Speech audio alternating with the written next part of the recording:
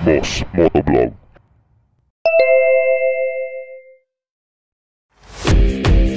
Okay mga bossing, magandang araw sa inyong lahat, mapaumaga, tanghali, gabi o hapunan man. Sana nasa mabuti lang kayong kalagayan. At pagbibigyan natin yung isang request ng ating subscriber na i-feature daw yung standard version nitong click ay hindi pala click. Kasi hawigan siya ng click no? Marami nag-comment na hawig na daw ng click kaya ayaw na daw nila. Pero hindi po iba po ang forma ng click. Iba naman po ito. Nga lang talagang pagtitingnan mo sa headlight naka-split type parehas ang headlight niyan. Siyempre, isa lang naman ang designer ng Honda.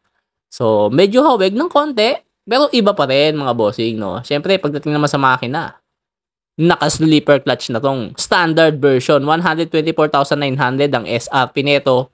Pag pupunta ka dito sa kasa, iba na po yan. Siyempre, may konting patong yan. Saka isama mo na rin yung registration, saka yung insurance. Siyempre, ang motor na to ay naka-liquid cooled. So, tubig po liquid po ang nilalagay dito. Ito yung cooling system niya para mapalamig ang makina natin. Para maganda yung performance. Alam nyo ba mga bossing, ang pinakamainit na parte ng motor nyo ay yung naka-stop po kayo. Ibig sabihin, mababa ang RPM nyo. Mas lalong nagkakaroon ng carbon deposit. Kesa sa rumaratrat ka o mataas ang RPM mo. Mas malamig din ang makina pag lalo mong binibilisan ang motor mo. Dahil mabilis din ang pagpasok ng hangin at ng gasolina. Alam naman natin, ang hangin at gasolina, isa rin ito sa nagpapalamig ng ating mga motorsiklo. Isang magandang halimbawa dyan, pag nagbibisikleta ka ng paahon, iset mo yung gearings mo ng mataas, mahihirapan kang umahon kasi mababa lang ang RPM mo. Pero pag sinet mo ang gear mo ng mas mababa, mabilis ang RPM mo. Same speed lang pero hindi ka masyadong hirap o hindi ka basta-basta mapapagod. Ganon din sa motorsiklo, mas lalo mong binibilisan, mas lalong lumalamig.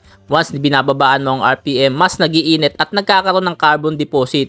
Hindi niya natutulak yung mga carbon at nagkukos pa ito na lalo pang uminit ang makina mo.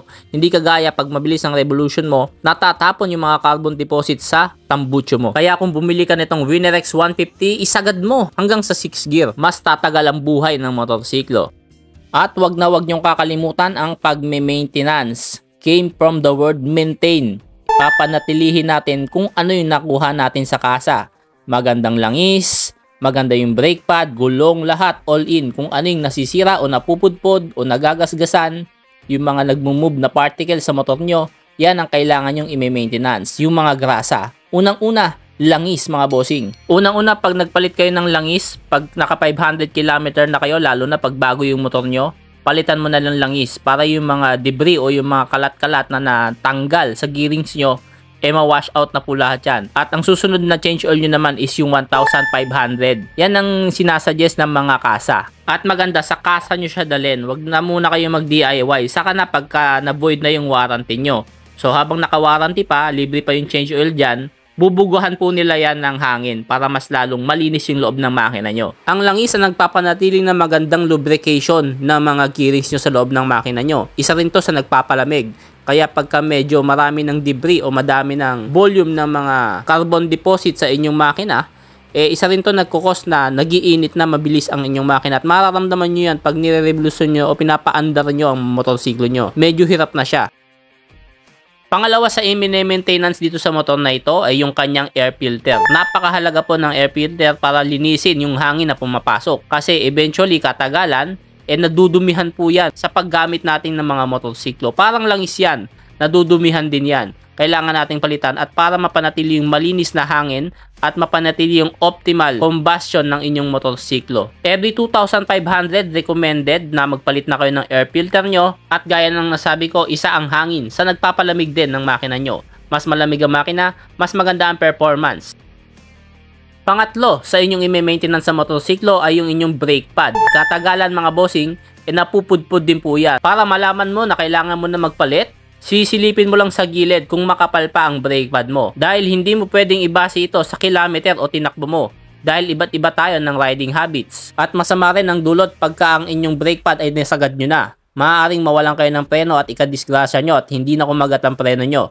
Dahil bakal sa bakal na nagkikiskisan dito. Maririnig mo yan at kapansin-pansin na yung ingay ng brake pad mo. Kaya mas maganda time to time ay silipin mo, lalo na pag gamit na gamit mo na yung motorsiklo.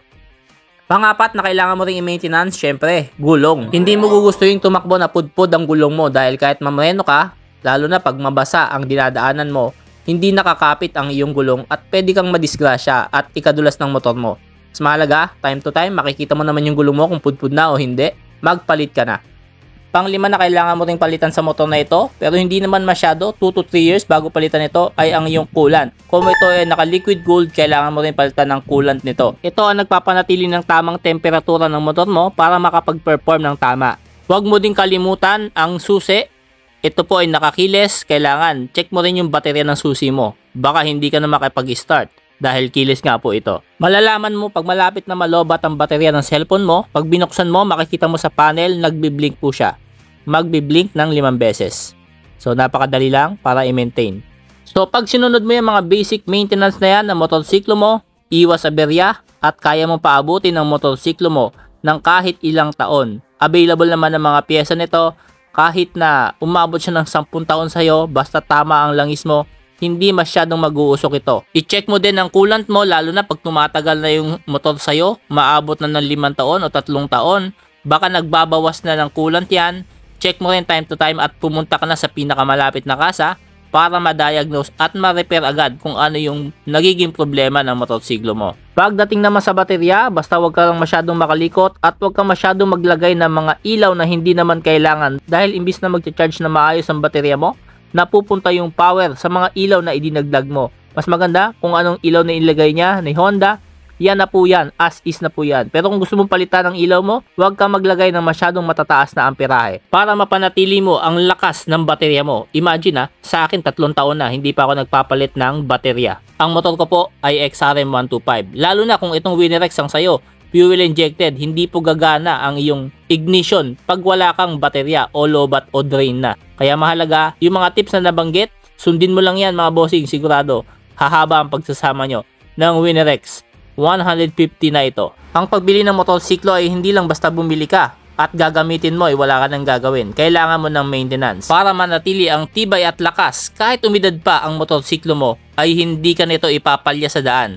dahil maayos ang maintenance mo. Para ka nagalaga ng isang baby na kailangan mong bilan ng gatas, diaper para tumagal ang pagsasama nyo at eventually ay puro kaligayahan na lang ang hatid sa'yo ng pagpiga ng silinyador gamit ang Winerex 150 mo.